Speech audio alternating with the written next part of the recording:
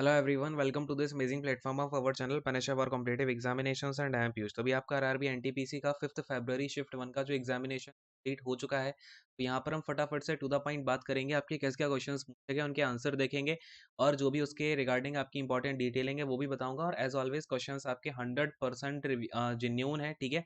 यानी कि सारे क्वेश्चंस आपको मैं रियल ही कराने वाला हूँ, क्योंकि सारे क्वेश्चन ना वेरीफाई करके लेके आता हूँ मैं जब भी लेके आता हूँ। तो डोंट वरी अबाउट इट। और देखो, आपको पीडीएफ टेलीग्राम चैनल पे मिलेगी, जो भी मैं यहाँ पर क्वेश्चन करा रहा हूँ। आप पनेशा फॉर कॉम्पिटिटिव एग्जामिनेशन टेलीग्राम पे सर्च करोगे तो मिल जाएगा चैनल, ठीक है। चलो अब सीधा क्वेश्चन को स्टार्ट करेंगे। पहला क्वेश्चन आपका यहाँ पर पूछा गया था कि जो गांधी जी हैं, गांधी जी जो अपने थे, उनको यहाँ पे महात्मा किसने, महात्मा की उपाधि गांधी जी ने दी थी। तो महात्मा की उपाधि दी थी यहाँ पर रविंद्रनाथ टैगोर ने, ठीक है।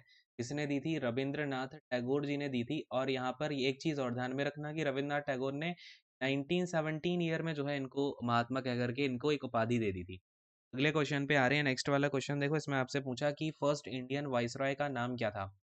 First Indian viceroy, first viceroy of India, है ना। तो ये जो पहले इंडियन वाइसरॉय थे उनका नाम था सी राजगोपालचारी, ठीक है। क्या नाम था? सी राजगोपालचारी। ये नाम आप ध्यान में रखिएगा। और यहाँ पर ये कौन से ईयर से लेकर के कब तक रहे? तो 1948 से लेकर के 50 तक रहे। इसके बाद वो वाइसराय वाली जो पोजीशन थी वो खत्म कर दी गई। और ये भी ध्यान में रखना कि सबसे लास्ट जो वाइसराय थे इंडिया के वो भी यही थे।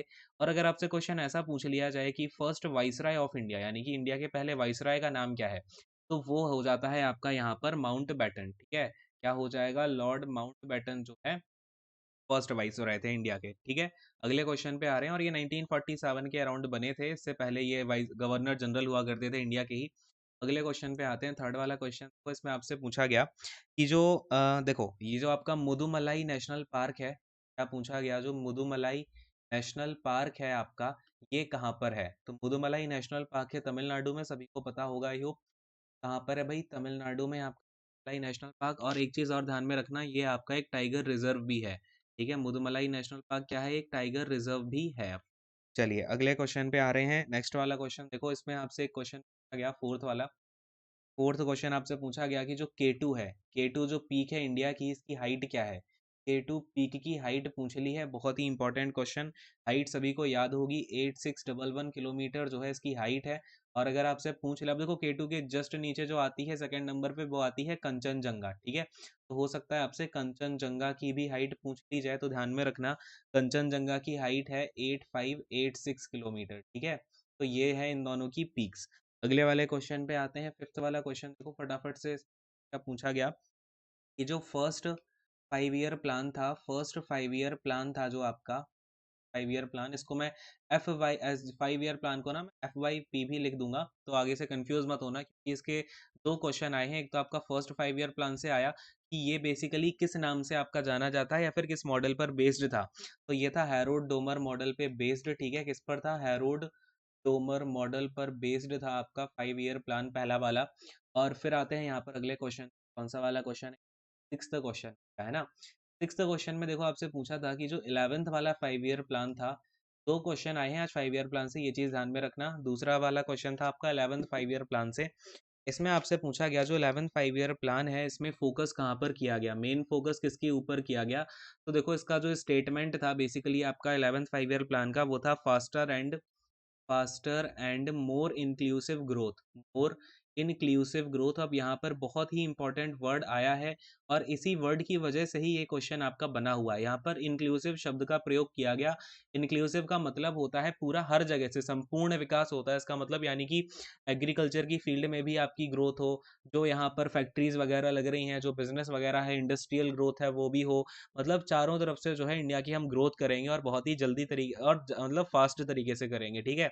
तो ये जो है आपका 11th 5 ईयर प्लान में एलेबोरेट किया गया था, ठीक है। अगले क्वेश्चन पे आते हैं। 7th वाला क्वेश्चन देखो, इसमें आपसे पूछा गया कि जो दश कुमार चरित है, दश कुमार चरित, ठीक है। दस कुमार चरित, और ये बेसिकली आपका एक ये रोमांटिक प्रोज है, ठीक है। रोमांटिक प्रोज है ये आपका, बेसिकली इन्होंने पोएम के माध्यम से जो है काफी रोमांटिक पोएम्स है इसमें। तो ये किसने लिखा है, ठीक है, किसके द्वारा ऑथर्ड है, ये पूछा गया। तो ये लिखा है डांडी ने, ठीक है। डांडी नाम पता ही होगा आपको। तो डांडिन जो है, इनको इंग्लिश में से डांडिन लिखा जाता है, हिंदी में डांडी बोलते हैं, ठीक है। तो इन्होंने जो है इसको लिखा हुआ है। अगले क्वेश्चन पे आते हैं। आपका 8th वाला क्वेश्चन देखिए यहाँ पे। 8th क्वेश्चन देखते हैं फटाफट से। इसमें पूछा गया कि जो लाफिंग गैस है, लाफिंग गैस को किस नाम से और जानते हैं? Laughing gas. तो लाफिंग गैस को देखो आपको फॉर्मूला पता होगा, N2O जो है गैस का फॉर्मूला होता है, और इसको क्या बोलते हैं? नाइट्रस ऑक्साइड बोलते हैं। क्या बोलते हैं भाई? Nitrous oxide. ठीक है, अगले क्वेश्चन पे आ रहे हैं। 9th वाला क्वेश्चन देखिए यहाँ पे। 9th क्वेश्चन में आपसे पूछा गया, देखो कुछ सैटेलाइट से क्वेश्चन था, ये वाला क्वेश्चन तो बच्चे को याद था नहीं, तो इसे कराने का कोई मतलब नहीं है। नेक्स्ट क्वेश्चन कराता हूँ। देखो इसमें आपसे पूछा गया है, अ, हाँ, देखो इसमें आपसे क्या पूछा गया कि हेल्थ से रिलेटेड ऑर्गेनाइजेशन कौन सा है? क्या पूछा गया क्वेश्चन कि हेल्थ से रिलेटेड आपका ऑर्गेनाइजेशन कौन सा है? और ऑप्शन में आपको यूएनएचसी दे रखा था, यूएनएससीआर, और आपको डब्ल्यूएचओ दे रखा था। ठीक है, तो डब्ल्यूएचओ जो है वर्ल्ड हेल्थ ऑर्गेनाइजेशन है, तो ये तो इजी हो गया। बाकी जो यूएनएचसीआर है ना, इसका फुल फॉर्म देखोगे तो आपको सारी चीजें अपने आप ही क्लियर हो जाएंगी। यूएन से तो होता है आपका यूनाइटेड नेशंस। ठीक है, यू से क्या हो जा यूएन से क्या हो जाता है? United Nations. और फिर आपका जो एचसीआर है, इसका मतलब होता है high commissioner for refugees. Commissioner high commissioner for refugees. Refugees यानी कि जो यूएसए में जो भी रेफ्यूजीज जाते हैं ना, उनका पहले यहाँ पर ये जो कमीशन है ये पूरा देखता वगैरह है कि कैसे ये लोग आ रहे हैं। इसके हेडक्वार्टर्स कहाँ पर हैं यूएनएचसीआर के? तो ये हैं जनेवा में। ठीक है, ये चीज़ थोड़ी सी ध्यान में रख लेना, जनेवा स्विट्जरलैंड में है। और डब्ल्यूएचओ के हेडक्वार्टर कहाँ है, ये मैं आपको क्वेश्चन दे रहा हूँ होमवर्क के लिए, आप नीचे कमेंट करके बताएंगे, होमवर्क जहाँ भी हो आप लोग। ठीक है, और यहाँ पे यूएनएससीआर की फाउंडेशन 1950 में की गई, तो ये कुछ बातें हैं जो आपकी पूछी जाने की संभावना है। अगले क्वेश्चन पे आते हैं। आपका 10th वाला क्वेश्चन देखिए। इसमें आपसे क्या पूछा गया?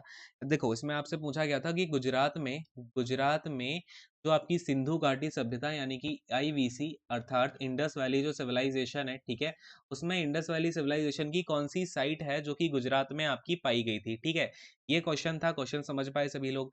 अब ऑप्शन आपके कुछ भी रहे होंगे, लेकिन देखो मेनली मैं आपको बताता हूँ, दो साइट हैं जो कि आईवीसी गुजरात में पाई गई। एक तो लोथल साइट, ठीक है, लोथल, और दूसरा आपका धोलावीरा। इन दोनों में से कोई एक आपको ऑप्शन में दे रखा होगा, वही आपको टिक करना था। और अगर आपको लोथल की बात करी जाए तो ये कौन सी नदी के किनारे है, ये भी पूछा जाता है। लोथल आपका भोगवा नदी के किनारे था, और जो धोलावीरा था ये लूनी नदी के किनारे आपका पाया गया था। ठीक है, दोनों बातें अच्छे से ध्यान में रखना, दोनों ही गुजरात स्टेट में पाई गई, दोनों जो साइट्स थी वो गुजरात स्टेट में ही पाई गई थी, है ना। अगले क्वेश्चन पे आते हैं। आपका कौन कितने क्वेश्चन हो गए हैं? ये 10 क्वेश्चन हो गए ना। 11th वाला क्वेश्चन और देखते हैं। आपका क्या पूछा गया है? देखो इसमें आपका पूछा गया, जो एक्सट्रीमिस्ट थे कांग्रेस में, जो एक्सट्रीम, आपको पता है भाई, दो जो है आपके दो ग्रुप में बट गए थे, एक्सट्रीमिस्ट और फिर आपका यहाँ पे एक मॉडरेट का ग्रुप बन गया। ठीक है, तो एक्सट्रीमिस्ट और मॉडरेट जो है, इन दोनों का जो स्प्लिट हुआ वो कब हुआ था? तो 1907 के सूरत स्प्लिट में हुआ था, ये तो सभी को पता भी होगा। और यहाँ पे एक चीज और ध्यान में रखना, सूरत स्प्लिट के टाइम पे जो कांग्रेस सेशन आपका हुआ ये 1907 वाला, इसके जो प्रेसिडेंट थे उस टाइम पर कांग्रेस के, वो थे रास बिहारी घोष। ठीक है, रास बिहारी घोष जी थे। और यहाँ पर रास बिहारी घोष जो है ये बेसिकली एक तरीके से एक्सट्रीमिस्ट थे। ठीक है, मॉडरेट नहीं थे, एक्सट्रीमिस्ट थे, तो इस बात को भी आप ध्यान में रखेंगे। ऑलराइट, चलिए खैर अगले क्वेश्चन पे आते हैं। 12th वाला क्वेश्चन देख लेते हैं फटाफट से। आपका देखो अब 12th वाला क्वेश्चन मुझे पूरा क्लैरिफाइड नहीं है, पोर्ट से कोई क्वेश्चन था आपका, देन 13th नंबर पे भी कुछ सैटेलाइट से क्वेश्चन था। ये दोनों क्वेश्चन बच्चे को पूरे पूरे याद थे नहीं, तो इनको कराने का भी कोई मतलब नहीं है। फिर देखो एक क्वेश्चन आपका ऐसा पूछा गया था कि जो हॉट वाटर लेक है वो कौन से प्लेस पर नहीं है? ठीक है ना, नॉट करके पूछा गया था आपसे। तो अब ये तो देखो क्वेश्चन थोड़ा सा ऑप्शन पे डिपेंडेंट हो गया कि ऑप्शन में आपको क्या क्या दे रखा था। ठीक है, फिर एक क्वेश्चन और आते हैं। आपका 15th वाला क्वेश्चन देखते हैं। इसमें आपसे पूछा गया था कि भरतनाट्यम में, अब जो क्वेश्चन ऐसा था कि जो भरतनाट्यम से रिलेटेड ऐसे कौन से पर्सन हैं जिनको सबसे पहली बार पद्म भूषण दिया गया, है ना, पद्म भूषण दिया गया। तो जहां तक मुझे लग रहा है यहाँ पर कुछ ट्रांसजेंडर करके होगा, कि ऐसे कौन से ट्रांसजेंडर हैं जो कि भरतनाट्यम से रिलेटेड हैं और इनको पहली बार पद्म भूषण भी मिला। तो बेसिकली ये ना इनको 2019 में मिला था, काफी ज्यादा न्यूज में भी रहा ये वाला मैटर। तो नाम है इनका नर्तकी नटराज। ठीक है, नर्तकी नटराज जो कि एक ट्रांसजेंडर है, ऐसे पहले ट्रांसजेंडर बने हैं जिनको भरतनाट्यम की फील्ड में पद्म भूषण मिला हुआ है। ठीक है, नटराज। तो ये हो सकता है आपका आया हो। बाकी जो आप जिन बच्चों को पूरा यहाँ पे ऑप्शन वगैरह याद हो वो नीचे एक बार मुझे कमेंट करके बता देना, तो और ज्यादा मैं वेरीफाई करके बता पाऊंगा, है ना। चलिए खैर, और यहाँ पे अब देखो इतने ही क्वेश्चंस हैं आज के तो खैर मेरे पास में, और जिन लोगों को और क्वेश्चंस याद हो वो नीचे कमेंट जरूर करना, जिससे कि मैं आपके और भी आंसर्स कर पाऊँ बाद में। ठीक है, और अगर सेशन अच्छा लगा हो तो लाइक करें, शेयर करें, एंड चैनल को सब्सक्राइब करना तो भूलना मत, शेयर करो। तो यहीं पर सेशन को एंड करेंगे। Thank you so much, God bless you all, take care and bye bye.